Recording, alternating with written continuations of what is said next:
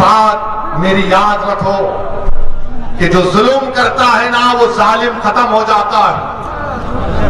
فرعون تھا نا، فرعون معلوم کون تھا آپ کو؟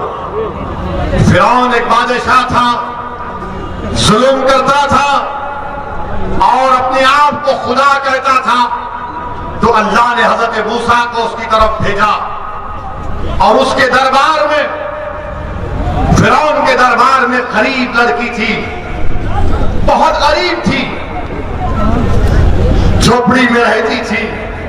اس کا کام یہ تھا کہ فرعون کے بیٹی کے بالوں کو کنگھی کیا جائے۔ اور ایک دن جب وہ فرعون کے محل میں بادشاہ کی بیٹی کے بالوں میں کنگھی کر رہی تھی تو کنگھی نیچے گر گئی۔ اس نے جھک کر اٹھایا اور کہا کہ میرا رب وہ ہے جو موسیٰ اور ہارون کا رب ہے، کہ رب موسیٰ اور ہارون، میرا رب وہ ہے جو اللہ ہے۔ اس نے کہا، تو بادشاہ کی بیٹی نے کہا کہ تو میرے باپ کو خدا نہیں مانتی؟ تو اس نے کہا نہیں، میں اس کو خدا مانتی ہوں جو تیرے باپ کا اور تیرا اور میرا وہ اللہ ہے، میں اس کو اپنا رب مانتا ہوں۔ اس نے جا کر اپنے باپ سے کہا کہ ایک کنیز ہے کام کرنے والی جو میرے بالوں میں کنگھا کرتی، وہ تجھ کو خدا نہیں مانتی۔ فرعون نے اس کو اپنے دربار میں بلایا۔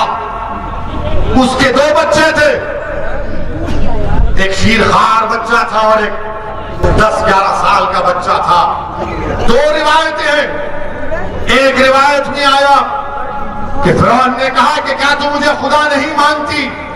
تو اس نے کہا نہیں، میں اس کو مانتی ہوں جو تیرا بھی رب ہے اور میرا بھی رب ہے، وہ اللہ ہے۔ اس نے کہا دیکھ، میں ایک بار تانبے کا برتن لایا، اس میں تیل ڈالا اور اس کو خوب جلایا اور کہا کہ اگر نہیں مانے گی مجھے خدا تو تیرے بیٹے کو اس میں ڈال دوں گا، تیرے 10 سال کے بیٹے کو۔ اس نے کہا کہ میں تب بھی تجھے اپنا رب نہیں مانوں گی، میرا رب وہ ہے جو تجھے اور مجھے اور ساری کائنات کو بنایا اللہ۔ اس ظالم فرعون نے اس بچے کو اس کی ماں کے ہاتھ سے چھین کر تیل میں ڈال دیا۔ وہ بچہ فوت ہو گیا۔ پھر پوچھا بول اب کیا بولے گی؟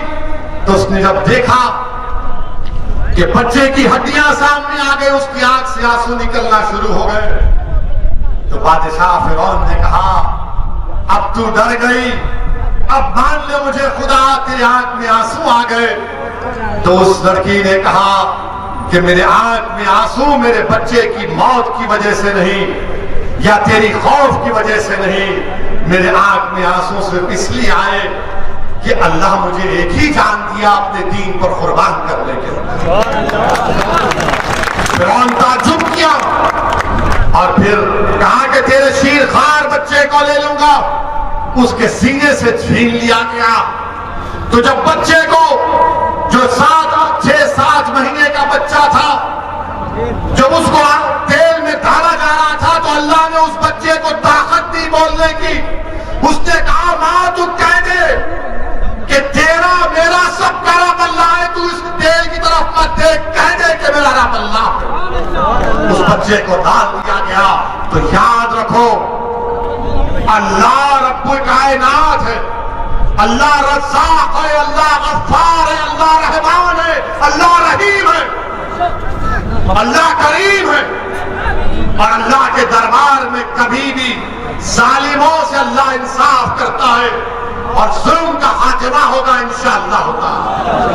اور یاد رکھو وہ صحابی رسول کا واقعہ یاد آ رہا ہے، جب رومیوں سے جنگ ہوئی، حضرت عبداللہ حذیفہ شامی تھے جن کو روم کے بادشاہ نے گرفتار کر لیا اور ان سے کہا کہ تم اسلام کو چھوڑ دو۔ انہوں نے کہا نہیں چھوڑوں گا۔ اس نے کہا میری بیٹی سے شادی کر لے۔ انہوں نے کہا میرا شادی کرنے کا ارادہ نہیں ہے۔ اس نے جیل میں ڈال دیا۔ ایک بد کردار قسم کی ایک مہیلا کو اس کے پیچھے لگا دیا۔ وہ جیل میں بھاگتے تھے، اس سے کہتے تھے کہ مجھے ہاتھ مت لگا، تو غیر محرم ہے۔ پھر بادشاہ نے بلایا ان کو اور کہا کہ چلو میں تم کو ایک اور آفر دیتا ہوں، تم میری انگوٹھی کو چوم لو۔ उस अंगूठी पर कुछ और निशान था। उन्होंने कहा ये भी नहीं कर सकता, ये होठ जो अशहदु अल्ला इलाहा इल्लल्लाह व अशहदु अन्ना मुहम्मद रसूलुल्लाह कहते हैं, जो मोहम्मद मुस्तफा सल्लल्लाहु अलैहि वसल्लम की गुलामी में सलात व सलाम पढ़ते हैं, इन होठों को मैं वहां नहीं चूम सकता। बादशाह ने कहा मेरे माथे को चूम ले, मैं 100 सहाबियों को आजाद कर दूंगा। उन्होंने कहा नहीं करूंगा। फिर कहा कि 300 रिहा करूंगा। तो उन्होंने कहा तुम पूरों को रिहा करो, तेरे माथे को चूमूंगा। उन्होंने माथे को चूमा और जब वापस गए तो खलीफा हजरत उमर थे। हजरत उमर थे। हजरत उमर ने आगे बढ़कर हजरत अब्दुल्ला हुदैफा की पेशानी को छूआ। और वो जो फिरौन के दरबार का वाकया है, जब शबे मिराज में अल्लाह के रसूल सल्लल्लाहु अलैहि वसल्लम सफरे मिराज पर जा रहे थे तो एक पहाड़ी ने आका दो आलम सल्लल्लाहु अलैहि वसल्लम को अच्छी खुशबू आई। तो जिब्राइल से पूछा ये कौन है? तो कहा ये वो लड़की है जिसने फिरौन के दरबार में अपनी औलाद को कुर्बान कर दिया और कहा कि तू मेरा खुदा नहीं है, अल्लाह मेरा रब। मेरे अजीज दोस्तों और बुजुर्गों, हिम्मत और हौसले को बरकरार रखो। इन जलसों को मुनक्कद करने का या आपके दरमियान में आने का अहम पैगाम यह है कि डरने और घबराने की जरूरत नहीं है। अल्लाह हमारे लिए काफी है। हस्बुनल्लाहु व निअमल वकील, हस्बुनल्लाहु व निअमल वकील व निअमल मौला व निअमल नसीर। मेरे अजीज दोस्तों, डरने की जरूरत नहीं है। ये बीजेपी आरएसएस है, ये बेचारे हिस्ट्री नहीं मालूम इनको हिस्ट्री नहीं आती। अभी कल आरएसएस के मोहन भागवत ने कहा, क्या कहा कि इस्लाम भारत में इन्वेडर से आया। हमको कल मीडिया वाले लखनऊ में पूछे, हमने यही कहा कि मोहन भागवत जो है हिस्ट्री को नहीं जानते। मोहन भागवत जो है हिस्ट्री को नहीं जानते। हमने उनसे कहा कि इस्लाम इस मुल्क में बादशाहों की वजह से नहीं आया।